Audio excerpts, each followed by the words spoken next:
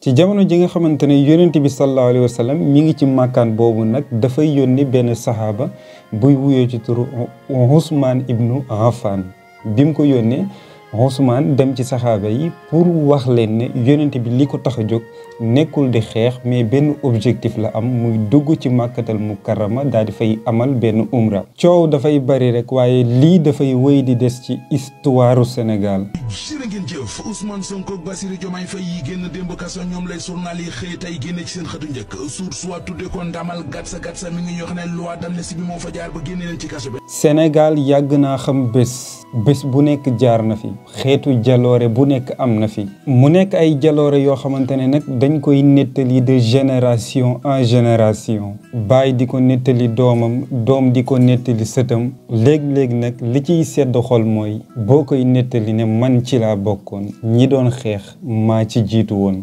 Sonko, Sonko Moy Diomaye, ce qui veut dire en français Diomaye égale Sonko et Sonko égale Diomaye. Voilà l'un des slogans entendus cette nuit alors qu'une foule en liesse célébrait la libération d'Ousmane Sonko et de Bassirou Diomaye Faye. Yi événement daf may fàttali bésub le 11 novembre 1902. 11 novembre 1902. 11 novembre 1902. bata bi ne sëmm taxaw. Maam Saliou Fall rek Cheikh Ibrahima Fall la jëkk a yëgle seen bi ñëw na moo jekki-jekki naa doom xoolal leen boo xam sëñ Bamba daa ñëw mag ñi dugg ci waax bi xool laaj renseignement ñu ne bato bii taxaw day bagage la sëf waaye indaale na sëñ Tuubaa. moom Cheikh Ahmadou Bamba ñi ngi ko jugé ci bésub le 5 septembre administration coloniale bi fi nekkoon moo amaloon jëf ju ni mel ñu wax na Cheikh Ahmadou Bamba dinañ ko tëj ci prison bi nekk Saint-Louis ginnaaw loolu itamit ci bésub le 20 septembre ci atum 1895 dinañu ko yóbbu ci réew mi nga xamante ne moo di Gabon ci àll yi gën a lëndëm àll yi gën a raglu ñu gën koo min ci tur bi nga xamante ne moo di Mayomba ci diiru tukki bi nag moom Cheikh Ahmadou Bamba masta yoxi masta dellu ginnaaw masta wàññi benn yoon ngëm-ngëm bi nekkoon ci moom détermination bi dëgg woon mu doon yëkkati benn baat muy yàlla kenn la man Cheikh Ahmadou Bamba je suis le célèbre serviteur du prophète Mohammed sallallahu alayhi wa sallam. ginnaaw coono yi nga xamante ne daj na ko ci boobu noonu tukki bésub la 11 novembre 1902 Cheikh Ahmadou Bamba war a dellu si ci réew mi nga xamante ne moo di xolam réew mi nga xamante ne ay maamam ñu tàmbale ko ci maam Maaram Mbàkke maam Balla soxna Jaara Buso fii la ñu fekk baax muy réewum Sénégal bi Cheikh Ahmadou Bamba dellu see ci réewum Sénégal nag képp kuy doomu Sénégal dangay yëg ne ndam li sa ndam la muy li ko taxoon a jóg moom Cheikh Ahmadou Bamba moo di libérer askanam libérer peuple am génne leen ci réer gi nga xamante ne moom lañ doon dund ak noot gi nga xamante ne moom la tubaab yi defoon jël buum yeew ci seen baat di leen jàppee jaam.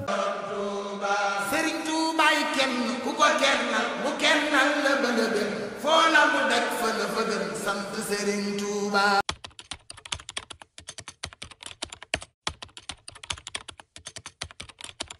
lii daf may fàttali événement yi fi amoon ci weeru décembre ci atu 1962 muy ci jamono ji nga xamante ne moom Léopold Sédar Senghor jël na décision war xaritam ba woon mu di Mamadou Dia yemul ci loolu aussi yóbbu ko ci prison bi tëj ko bi ñu yegsee ba ci atu 1974 ci la ko libéré yemul ci loolu aussi bi ñu yegsee ba ci atu 1976 mu daal di voté benn loi d'amnistie ngir mboolem loo xamante ne xewoon na fi rek ñu daal di koy fàtte su ma déggee Ousmane Sonko di wax ne duñu fayu li nga xamante ne moom la ñu defoon mu di revanche waaye nag loolu du tere benn yoon justice dafay wëy di rester ci place am. moo tax may président Macky Sall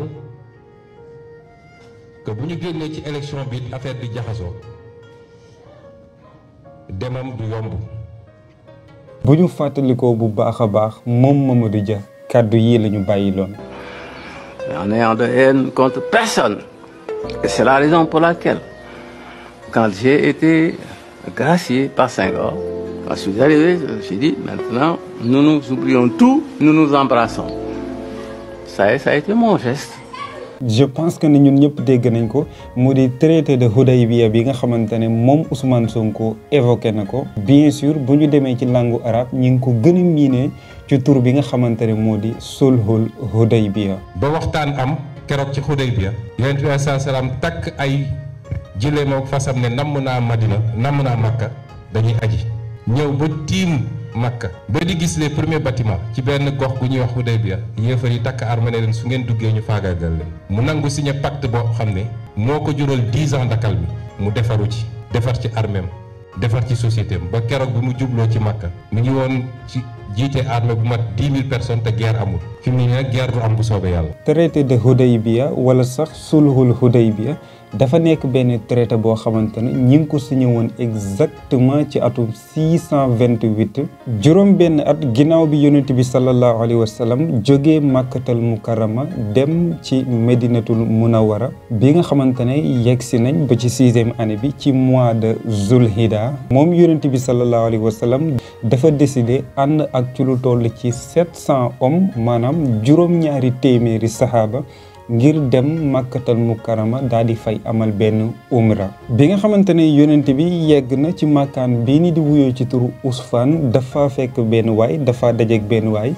buy wuyoo ci turu Bikr ibnu Sufyaan moom Bikr mu wax ko ne Abu Sufyaan mi ngi taxaw ak ay gàngooru soldat yu bari benn objectif kese lañ am muy yow yonent bi duñ la bàyyi benn yoon ngay dugg Màkka wala bu fekkee ne da nga bëgg a dugg Màkka danga leen di jeexal ba ñu jeex tàkk waaye duñ la bàyyi benn yoon ngay teg sa tànk biir Makkatal Mukarrama naan danga fay amal sab umra bi nga xamante ne loolu am na nag yonent bi moom bi muy jóg objectif bi mu amoon nekkutoon guerre mais objectif bi mu amoon moo di def benn umra bi loolu amee mu daal di jël yoonu montagne bi ba yegg ci benn makkaan buy wuyoo ci turu Hudaybiya biñ yeggsee tembare ci makkaan boobu yonent bi sallallahu alayhi wa sallam daal di wax saxaaba yi ne leen mën ngeen a tekki ñu daal di stoppé fii maanaam ñu daal di fii resté ci jamono jooju nag saxaaba yi dañoo maroon lool parce que makkaan boobu wax nañ ne amutoon ndox mais bi loolu amee wax nañ ne yonent bi sallallahu alayhi wa sallam ci kéemtaan ak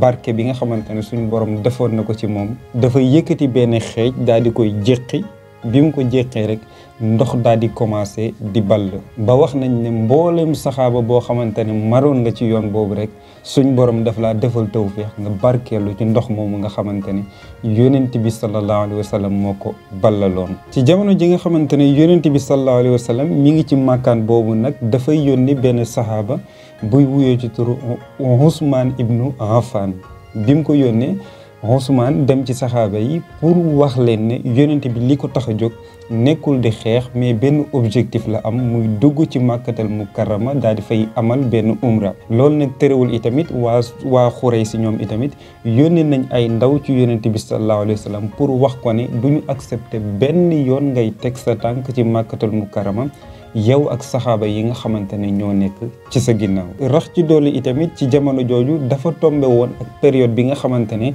moom la ñuy tuddee la période des mois sacrés maanaam dafa am ay weer yoo xamante ne ñoom dafa bokkoon ci seeni aada ñoom waa Makka ñu ne weer yi kenn du ci amal guerre yonent bi itamit ne leen man yonent bi awma benn objectif ci weer yi nga xamante ne dafa bokk ci weer yi gën a tedd ci aada yi arab yu njëkk yi ma ciy amal guerre sama objectif rek mooy yegg ci kaaba gi man ak samay saxaaba daal di amal benn umra bi nga xamante ne tension bi toll na fii nag waa Xuraysi daal di yónni benn waay bu wuyoo ci turu Suhayl ibnu Amru bi mu ñëwee nag dafa ne yonent bi sallallahu alayhi wa sallam li nga xamante ne moom la waa Xuraysi waxtaan dëppoo ci mooy at bi duñu accepter benn yoon ngay dugg si Makkatal Mukarrama naan da nga fay amal sa umra waaye nag li ñuy sàkku ci yow muy nga dellu ba beneen année bi nga xamante ne moo di année prochaine nga ñëw bu ko defee dinañ la tijjil suñuy buntu ba li nga xamante ne moom nga fi bëgg a def nga tudde ko umra nga mën koo def mais nag yemul ci loolu moom Suhayl dafa andi yeneen traité ak yeneen accord yoo xamante ne daf ko proposé yonent bi sallallahu alayhi wa sallam bu ñu fàttalikoo sax ki nga xamante ne moo war a nekk le futur amirul mu'minin wala sax le premier amirul mu'minin de l'histoire muy Omar ibnu Khattab dafa opposé woon ci traité yi nga xamante ne moom la Suhayl andi woon mu jële woon ko bien sûr ci kàngamu Xuraysh yi. ginnaaw bi nga xamante ne loolu am na nag yonent bi sallallahu alayhi wa sallam daal di wax Seydina Ali ibnu Abu Talib ngir mu bind c'est-à-dire mu signé parce que bu fekkee ne fàttaliku nañ suñ borom wax na ne moom yonent bi sallallahu alayhi wa sallam dafa nekk benn nabi ummi maanaam benn prophète boo xamante ne bu illettré la mënul bind mënta lire. dans ce cas là mu jël frère am bi nga xamante ne moo di Seydina Ali ibnu Abu Talib mu bind traité yi nga xamante ne moom la Suhayl andi mu bàyyi ko ci kàngamu Xuraysh yi. ponk bu njëkk bi nga xamante ne moom lañ proposé woon yonent bi mooy lan dañ ko ne troupe yi nga xamante ne ñoo ànd ak yow dañuy dellu Medinatul Munawwara ba année prochaine ngeen ñëw dinañ leen bàyyil ñetti fan yoo xamante ne da ngeen di amal seen umra. rax ci doole itamit bu fekkee ne da ngeen di ñëw du ngeen andi benn ngànnaay c'est-à-dire du ngeen ngànnaay yu ba diis naan da ngeen di dugg Makka duñu ko accepté. bu fekkee lu jëm ci ñun nag ñun waa Xuraysh dinañ leen garantir ne bu ngeen ñëwee sans armée wu ñun duñu essayer benn provocation ngir dal ci seen kaw. dañ leen tijjal suñu buntu bàyyi leen ngeen def umra bi ngeen bëgg a def bu ngeen ko defee bu ñetti fan yi weesoo ngeen daal di dellu. deuxième poñ bi nekkoon ci traité boobu ñu ne yonent bi sallallahu alayhi wa sallam lu toll ci fukki at maanaam 10 ans dañuy teg ngànnaay yi dootuñu amalati guerre benn yoon bu ko defee jàmm dal ak stabilité mën a am ci suñu diggante. ñetteelu poñ bi ñu ne képp koo xamante ne décidé nga ngir dem ci yonent bi sallallahu alayhi wa sallam ci li muy woote am nga ci droit bu la neexee. képp koo xamante ne itamit décidé nga ngir li nga xamante ne moom la waa Xuraysh doon dund muy affaire païen yi c'est-à-dire di jaamu xërëm ak yeneen am nga droit itamit dem fekk leen ci loolu te du am benn précédent boo xamante ne dafay dal ci sa kaw. ñeenteelu poñ bi nag ñu wax ne képp koo xamante ne rëccee na ci Xuraysh dem ci yonent bi sallallahu alayhi wa sallam ci Madinatul Munawwara te ba muy rëcc amul ndigalu kilifaam kooku noonu yonent bi du accepté benn yoon muy toog ci Medina daf koy yebal directement mu génn. mais képp koo xamante ne itamit jóge na ci yonent bi sallallahu alayhi wa sallam daw daal di dem Makka duñu ko delloo si benn yoon dañ koy bàyyi mu resté Makka bu fekkee ne neex na ko. bi nga xamante ne loolu am na nag benn tribu bi buy wuyoo ci turu Banul Ghuza daal di dem ànd ak yonent bi sallallahu alayhi wa sallam mu allié wu ak moom. beneen tribu bi buy wuyoo ci turu Banu Bakr daal di ànd ak waa Xuraysh daal di allié wu ak ñoom. bi nga xamante ne loolu am na nag am na ci ay jullit yoo xamante ne mënuñu woon a comprendre loolu noonu yonent bi def mais nag li yonent bi sallallahu alayhi wa sallam waxoon rek lii dafa nekk ay traité yoo xamante ne donte ne am na ci yoo xamante ne ñoom la gën a arrangé ñoom waa Xuraysh ni man yonent bi waaye lii dafa nekk benn ndigal boo xamante ne maa ngi ko jotee mu jóge directement ci suñu borom mi nga xamante ne moo ma yebal ci yéen. merci beaucoup mu nekk ay recherche yoo xamante ne dañ koo def daar donte ne itamit ni nga xamante ne noonu la ñu war a préparer vidéo bi dëgg-dëgg sax préparer wuñ ko mais seulement pour partager wu ak yéen ci moment historique bi nga xamante ne dund nañ ko ginnaaw biñ ko libéré moom Ousmane Sonko. ak aussi Bassirou Diomaye Faye donte ni itamit ci conférence de presse bi am na ci ay kàddu yoo xamante ne évoqué nañ ko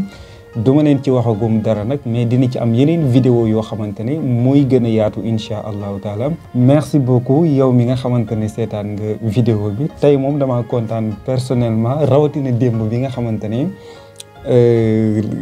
dégg naa nouvelle bi daanaka gëmaguma ko woon bi ma gisee Ousmane Sonko ci conférence de presse bi ci lay soog a gëm finalement que ne affaire yi c'est dëgg la quoi mais nag ndam rek mooy am. merci beaucoup yow mi seetaan vidéo bi du début jusqu'à la fin kon ma jox la dig daje léegi ci lu yàggul ci beneen jàngat boo xamante ne mooy gën a yaatu merci beaucoup à toi.